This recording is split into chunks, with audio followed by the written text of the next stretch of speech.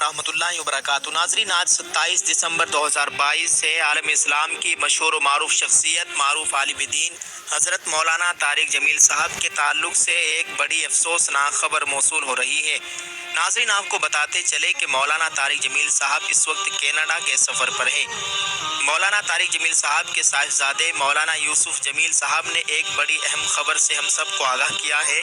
وہ ٹویٹ کر کے لکھتے ہیں کہ بابا جان اس وقت کینیڈا میں ہے اور ان کو دل کا دورہ پڑنے پر ہسپتال منتقل کیا گیا ہے۔ اللہ کے فضل سے اب ان کی حالت بہت بہتر ہے۔ آپ سب احباب سے دعاؤں کی درخواست ہے۔ اللہ تعالیٰ والد محترم کو صحت کامل عطا فرمائے، آمین۔ ناظرین، اس وقت یہ خبر سوشل میڈیا پر تیزی سے وائرل ہو رہی ہے۔ مولانا طارق جمیل صاحب کی طبیعت اچانک بگڑ گئی۔ ان کو دل کا دورہ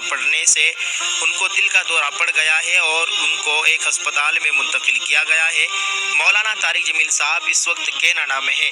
آپ تمام حضرات سے خصوصی دعاؤں کی گزارش ہے، ان کے لیے دعا کریں۔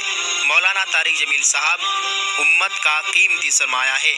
اللہ تعالیٰ ان کا سایہ امت کے سروں پر تا دیر قائم و دائم فرمائے، آمین۔ السلام علیکم ورحمۃ اللہ وبرکاتہ۔